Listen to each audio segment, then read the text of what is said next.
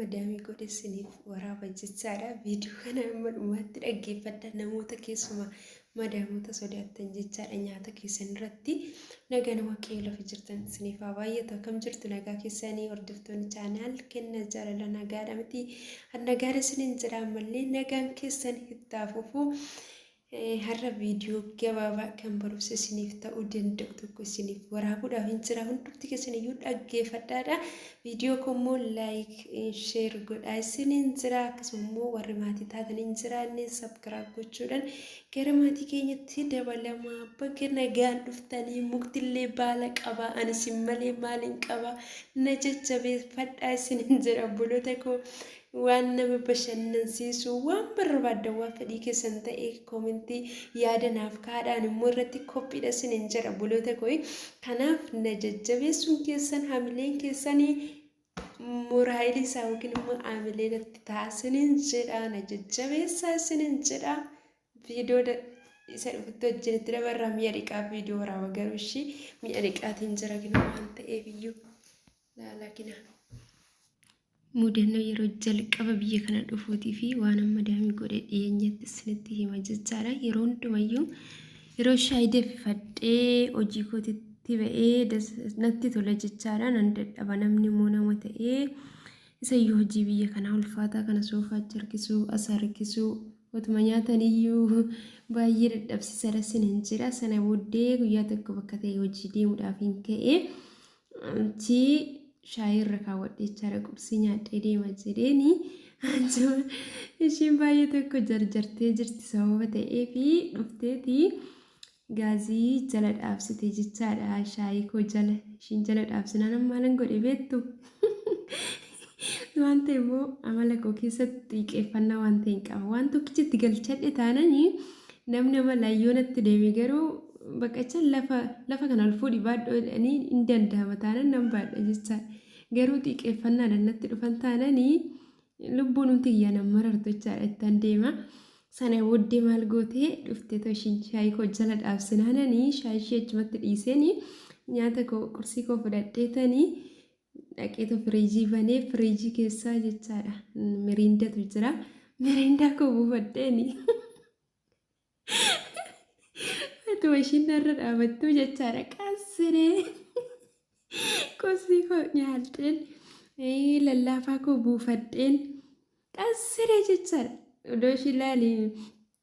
shaayii koo jala na yalla dhaabsuu baattee dafee tan nyaadha yookaan immoo shaayii sana dhugaan deemayyuu ishuma wajjin jechaadha. Konkolaataa keessa taa'ee qursii koo nyaadheera fixee yoo ta'e achii lalqas jedhee guggubee achiin booddee wajjin deeme. Sana booddee yeroon bakka ta'e dhaquudha ka'ees dursitee yoo ishiin natti himte waan ta'e nan qopheeffadha. Dursitee natti himtu taanan immoo tole jedhee bakka hojii sana dhaquuf nan bichisiisa jechaadha. Kana isiniif kaasuun kooyii maaliidhaaf beektu namoonni baay'een ijoollonni mana nama isaanii keessa hojjettanii maqaa isaanii dha'uu hin barbaanne yeroo baay'ee sodaattu nyaata keessanii irratti jechaadha. Hojii isaanii ulfaataa kana jettanii nyaata otoo hin nyaatiin guyyaa guutuu dhaabachaa yeroo ooltan yeroo naannoo mana keessa jiru fa'aa fudhattanii hin nyaanne yeroo hojjetachuu fa'aa baay'ee tokko sodaattantu jiru jechaadha. Kanaaf iyyuu maal isiniin jechuun barbaade otoo waan barbaade ta'e jechaadha isaan kasiin jaalachuu danda'anii amma si fayyaa qabaattanii hojii kana hojjettaniif itti malee sin jaalachuu hin danda'anii gaafa si fayyaa dhabdan ofirraa gadi sin baasanii nama barbaada fudhachuu danda'u maallaqa isaaniitiin hojjisiifatu waan ta'eef dhimma isaanii miti miidhamuu fi miidhamuu dhiisuu keessan isiniin jira. Kanaaf iyyuu duraan dursinee fayyummaa keenya irratti wantoota nuti of eeguu dandeenyu fayyaa waaqayyootu namaa kenna. Waaqayyoodhaan gaditti garuu wantoota fayyaa keenya miidhanii dursinee ofirraa eeguu qabna isiniin jira. Kanaaf nyaata keessan irratti sodaatina keessumaa ijoollonni bakka kaameraan jiru mana galtan kuni nyaata keessanii dibbiin godhaa hojjetadhaa ta'u nyaadhaa dhugaa rabbii nyaata keessan immoo hin nyaatina yoo isiniin jedhanii dhiisa ta'u bakka biraa galaatii hojii keessan hojjedhaa gara biraatii isiniin jedha. Namni nyaata malee hojjechuu hin danda'u. Ani yeroo isaan natti dubbatte ishiin natti dubbatte natti dubbatanii garuu dhugaa waaqayyoof galannaa ta'u cubbuudha isiniin jedha. Yeroo dhuma bakka ta'e deemuudhaa kaanee bakka isaatiif ariifannaa ta'e malee natti dubbatan jechaadha ammaa nyaata kee jedhanii akka mana keenyatti hin jiraadha dhugaa waaqayyoof galannaa ta'uu garuu bakka ishiin hin beeloftu ofiidha ayyan immoo nan beelaa hojii hojjedha waan ta'eef isin hin jedhaa sabuu maal godhaa miti yaadattu ishiin nyaadhu nan nyaadha waan akkasii kanaafan immoo hojiidhuma kamillee yoo ishii wajjin jiraadha ishuma wajjin hojjechuu jiraadhayyuu ani beela'eeraa deemee nyaadha jedhee itti meetan jechaadha iyyabsiisee biraa deemetan hojjetadhee nyaadhee gara hojii kootitti deebi'aa kanaaf isinillee sodaatinaa fayyummaa keessan hojii keessan hojjechaa nyaata keessan nyaadhaa isinin jedhaa namni dhiisatoo sibiilli inni beezilaan deemu suniyyuu beezila yoo dhaabee hin dhaabata isinin jedha kana booddee arra fayyummaa keessan eeggachuu otoo sanarra jiru nyaata keessan yeroo isin barbaachisetti nyaachuu dhiistanii yeroo beeloftanitti jechaadha dhukkubarra gaafa buutanii rabbii keessaniinillee uumaa keessaniinillee hin komatinaadha isiniin jedha obboloota kooyii subaki adurree kiyya yommuu sagalee dhiifama isiniin jedha na biraan dhabamtu mudannoo yeroo dhufummoo na mudate maal ture beektu kaabinaa isaanii beekee hin nyaadhun ture anchi muuzii sadiitu ture yeroo manaa bahan jechaadha guyyaatti tokko nyaattaan an jedhan ishii yeroo mara manatti hin deebitu inni immoo mana yaalaa keessa hojjeta inni hin turachaadha guyyaa sadiifaa turee dhufa guyyaatti tokko nyaatama malee naan jennaan ishii jedheeni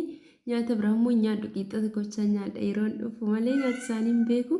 sana booddee silaa kaa guyyaatti tokko nyaatama jedhamee mitiire guyyaa sadi turee dhufe inni jechaadha baabaan keenya guyyaa sada sana keessatti sada sana fixeetanii sana fixee eegee dhoggaa dhufuun namtu hin jiru achuma sadiitu jira tokko kan keetii tokko immoo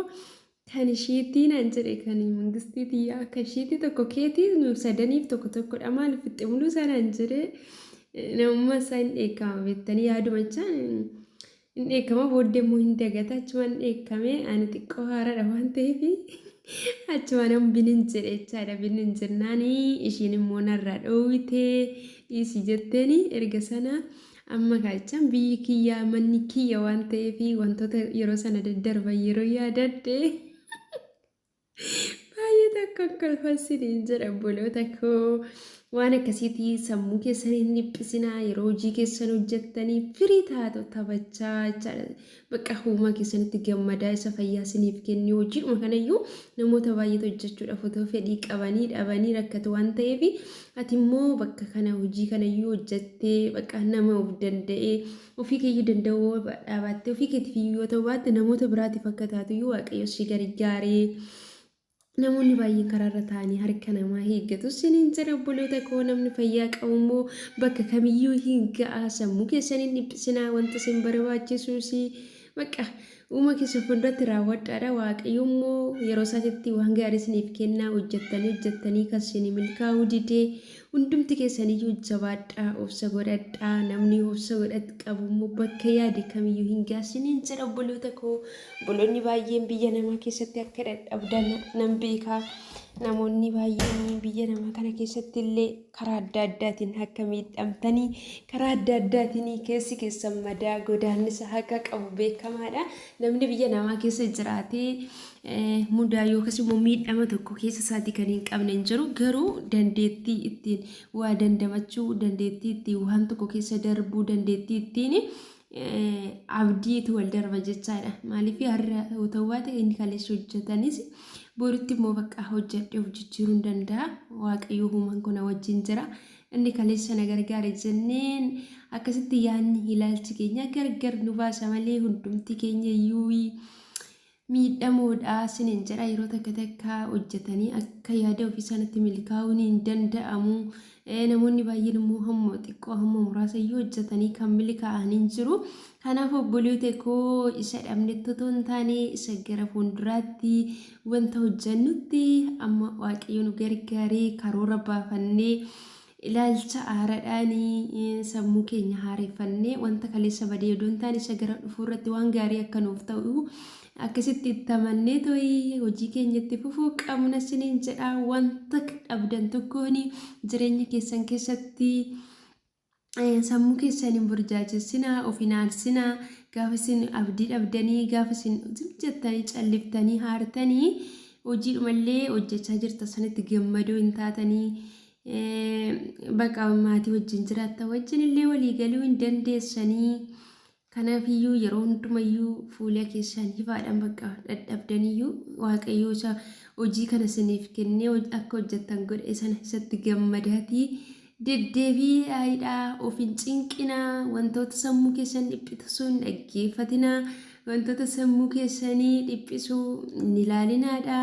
waanuma gaarii waan abdii isinitti horuu waan isin bohaarsu waan gara uumaa keessanitti sissiqsu akkuma amantaa keessanitti ilaaladhaa hordofaadhaa isinis jabaadhaa yeroo hundumayyuu warra waan hin taane isin irratti yaadus waan hin taane deebiftanii irratti yaadinaadhaa waan gaariidhaan deebisaadhaa fi gaafa sana jireenyi keessanii gammachuudha guutamaa deemaa karoorri biyyaanni keessan hundumtaallee siniif guutee gara biyya keenyatti hundumti keenya iyyuu deebuu dandeenya sinin jedha obboloota koo kanaaf jabaadhaa waaqayyummoo hunduma keenya haa gargaaru ani baay'ee sin jaalladhaa keessumaa ijoollonni biyya namaa keessa jirru kun dhugaa baay'ee tokko namarratti baay'ee tokko jechaadha miidhama keessan achi kaawwattanii sooshaal miidiyaa irratti hin gammaddu hin taphattu baay'ee sin jaalladha.